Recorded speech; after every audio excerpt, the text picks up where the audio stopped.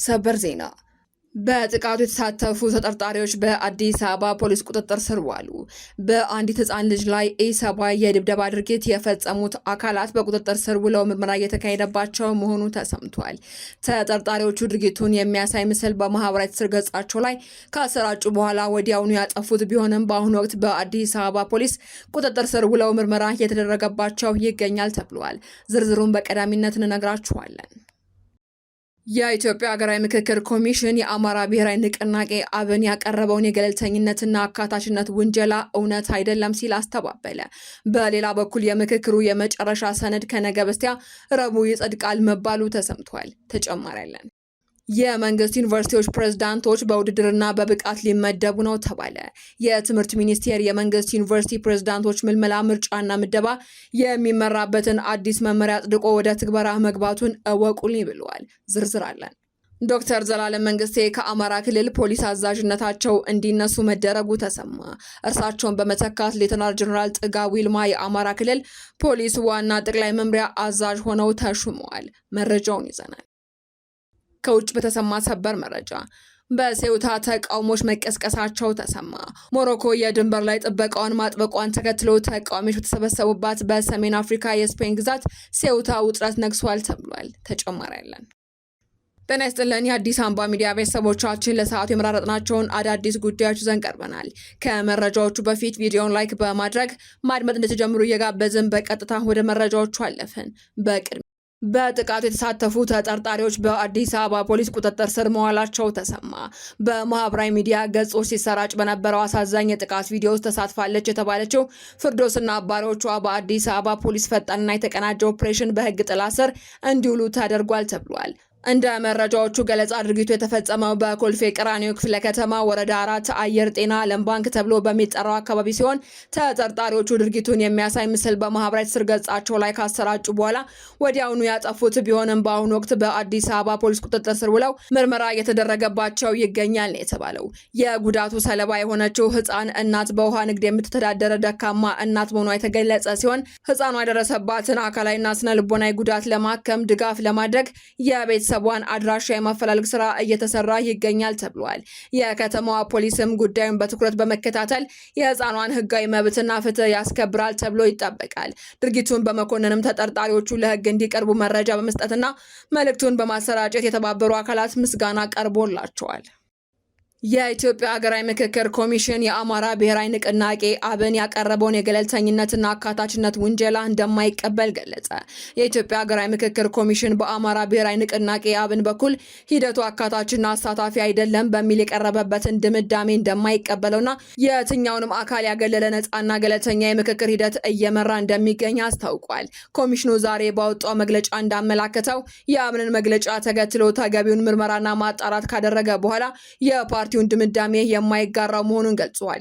የምክክሩ ሂደት የማንኛውም ፓርቲ የመንግስት አካል ወይንም የተለየ ቡድን የፖለቲካ አጀንዳ ለማስፈጸም የሚውል አለመሆኑንና የተለያዩ ፍላጎቶች በእኩልነት የሚስተናገዱበት ሀገራዊ መድረክ መሆኑን አብራርቷል። በአሁኑ ወቅትም እየተካሄደ ባለው የምክክር ጉባኤ ከተለያዩ የህብረተሰብ ክፍሎች፣ የፖለቲካ ፓርቲዎች፣ የቀድሞ ታጣቂዎችና የዲያስፖራ አባላትን ጨምሮ በርካታ ባለድርሻ አካላት በስፋት እየተሳተፉ እንደሚገኙ ጠቅሶ አብንም ቢሆን እስካሁን በሂደቱ ንቁ ተሳትፎ ሲያደርግ ከነበሩ ፓርቲዎች መካከል አንዱ መሆኑን ኮሚሽኑ አስታውሷል። በሂደቱ ያጋጠሙ ተግዳሮቶችና ቅሬታዎችን በቅሬታ አፈታት ስርዓቱ መሰረት ምላሽ እየተሰጣቸው እንደሚገኝ የጠቆመው ኮሚሽኑ ሂደቱን ውጤታማ የሚያደርጉ ገንቢ አስተያየቶችን በግብአትነት ለመውሰድ ዝግጁ መሆኑን ገልጿል። ኮሚሽኑ አብንም ሆነ ሌሎች ባለድርሻ አካላት በቀሪው የምክክር ሂደት በንቃት እንዲሳተፉ ጥሪ ያቀረበ ሲሆን ሀገራዊ ምክክሩ የሁሉም ዜጎች ድምጽ በእኩልነት የሚያስተናግድና ሀገራዊ መግባባትን የሚያመጣ መድረክ መሆኑን አረጋግጧል። በሌላ በኩል የምክክሩ የመጨረሻ ሰነድ ከነገ በስቲያ ረቡዕ ይጸድቃል ተብሏል። የሀገራዊ ምክክር ኮሚሽኑ ምክትል ዋና ኮሚሽነር ሂሩት ገብረስላሴ የሀገራዊ ምክክር ጉባኤው ሂደት ወደ ማጠናቀቂያ ምዕራፉ እየተቃረበ መሆኑን ገልጸዋል። የመንግስት ዩኒቨርሲቲዎች ፕሬዝዳንቶች በውድድርና በብቃት ሊመደቡ ነው ተባለ።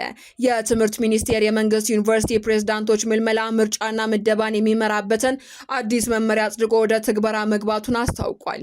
የአዲሱ መመሪያ ዓላማም የቀድሞውን አሰራር ክፍተቶች ስለነበሩበት ተቋርጦ የነበረ ሲሆን አዲሱ መመሪያ የምደባ ሂደቱን ግልጽ፣ ፍትሐዊ እንዲሁም በብቃትና በውድድር ላይ ተመሰረተ ያደርገዋል ብሏል። በመጀመሪያም ዙር ለውድድር ክፍት የሚሆኑ 10 ዩኒቨርሲቲዎች ወልዲያ ዩኒቨርሲቲ፣ እንጅባራ ዩኒቨርሲቲ፣ ደብረ ማርቆስ ዩኒቨርሲቲ፣ ሰላሌ ዩኒቨርሲቲ፣ ሜዳ ወላቡ ዩኒቨርሲቲ፣ ወለጋ ዩኒቨርሲቲ፣ ድሬዳዋ ዩኒቨርሲቲ፣ ወላይታ ሶዶ ዩኒቨርሲቲ፣ ወራቤ ዩኒቨርሲቲ እና ቦንጋ ዩኒቨርሲቲ ናቸው ተብሏል። ውድድሩ ከሐምሌ 15 ቀን 2018 ዓ.ም ጀምሮ የተጀመረ ሲሆን ሂደቱን የመምራት ኃላፊነት የዩኒቨርሲቲዎች ስራ አመራር ቦርድ ነው ተብሏል። ሚኒስቴሩ አስፈላጊውን ክትትልና ድጋፍ ያደርጋል ነው የተባለው። ለተወዳዳሪዎችን በቀረበ ጥሪ መሰረት መስፈርቱን የሚያሟሉ አመልካቾች በግልጽ በሚወጡ ማስታወቂያዎች መሰረት መወዳደር ይችላሉ ተብሏል። ዶክተር ዘላለም መንግስቴ ከአማራ ክልል ፖሊስ አዛዥነታቸው ተነሱ። ዶክተር ዘላለም መንግስቴ ወደ ፌዴራል ፖሊስ ምክትል ኮሚሽነርነታቸው እንዲመለሱ መደረጉ ተሰምቷል። የአማራ ክልል ፖሊስ ዋና ጠቅላይ መምሪያ አዛዥ የነበሩት ዶክተር ዘላለም መንግስቴ ከኃላፊነታቸው ተነስተው አስቀድሞ ወደ ነበሩበት የፌዴራል ፖሊስ ምክትል ኮሚሽነርነት መመለሳቸውን ክልሉ አስታውቋል። ዘላለም የአማራ ክልል ፖሊስ ዋና ጠቅላይ መምሪያ አዛዥ ሆነው የተሾሙት በወርሃ መጋቢት 2017 ዓመተ ምህረት ነበር። እርሳቸውን በመተካት ሌተናል ጀነራል ጥጋቡ ይልማ የአማራ ክልል ፖሊስ ዋና ጠቅላይ መምሪያ አዛዥ ሆነው በክልሉ ርዕሰ መስተዳደር አቶ አረጋ ከበደ መሾማቸውን ክልሉ በዛሬው ዕለት አስታውቋል። ክልሉ ዘላለም ከኃላፊነታቸው መነሳታቸውን ይግለጽ እንጂ ከኃላፊነታቸው ለምን እንደተነሱ ያለው ነገር የለም። የቀድሞ ዋና አዛዥ ከ10 ቀናት በፊትም የክልሉን ፖሊስ የ2018 በጀት ዓመት የስራ አፈጻጸም ግምገማ አካሂደው ነበር። በወቅቱም ንግግር ያደረጉት ዘላለም ባለፈው የበጀት ዓመት የህዝብን ሰላምና ደህንነት ለማረጋገጥ የተከናወኑ ተግባራት አበረታች ውጤት ማስመዝገባቸውን መናገራቸው ይታወሳል። ከውጭ በተሰማ ሰበር መረጃ በሴውታ ተቃውሞ መቀስቀሱ ተሰማ። ሞሮኮ የድንበር ላይ ጥበቃዋን ማጥበቋን ተከትሎ ተቃዋሚዎች በተሰበሰቡባት የሰሜን አፍሪካ የስፔን ግዛት ሴውታ ውጥረት ነግሷል ተብሏል። ተቃውሞ የተነሳው በማህበራዊ ሚዲያ ወደ ሴውታ በብዛት ለመሻገር የቀረቡ አዳዲስ ጥሪዎችን ተከትሎ ሲሆን ይህም ሌላ የፍልሰት ማዕበል እንዳይከሰት ስጋት ፈጥሯል ተብሏል። ድንበሩ እንደተዘጋ ባለበት ሁኔታ ተቃዋሚዎች ስፔን ለዘላለም ትኑርና ጥገኝነት የሚሉ ጽሑፎችንም ሲያውለበልቡ ታይተዋል ነው የተባለው። የስፔን መከላከያ ሚኒስትር ማርጋሪታ ሮብልስ ወደ ግዛቱ በጅምላ ለመግባት የሚደረግ ማንኛውም አዲስ ሙከራ እንዳይኖር አስጠንቅቀዋል። ይህ ማስጠንቀቂያም የመጣው በሐምሌ ወር መጨረሻ በድንበር ላይ በተከሰተው ግርግር ቢያንስ 80 ሰዎች መሞታቸውን በይፋ ከተገለጸ በኋላ ነው። የሰብአዊ መብት ተሟጋች ድርጅቶች ግን የሟቾች ቁጥር ከዚህ ሊበልጥ እንደሚችል ተናግረዋል። በመቀጠልም በነሐሴ ወር መጀመሪያ ላይ ወደ 72000 የሚጠጉ ስደተኞች በድንገት መግባታቸው ሰብአዊ ቀውስ ያስከተለ ሲሆን በስፔን ውስጥ የነበረውን የስደት ክርክር ዳግም እንዲቀሰቀስ አድርጎታል። ከነዚህም ስደተኞች መካከል አብዛኞቹ ከተወሰነ ጊዜ በኋላ ተመልሰዋል። ይሁን እንጂ ድንበር ለመሻገር የሚቀርቡ አዳዲስ ጥሪዎችና አሁን ባለው ከፍተኛ ጥበቃ ምክንያት በሴውታ ድንበር ላይ ዳግም ጫና እየተፈጠረ ይገኛል ተብሏል። ዜናዎቻችን አበቃን። በሰላም ቆዩን።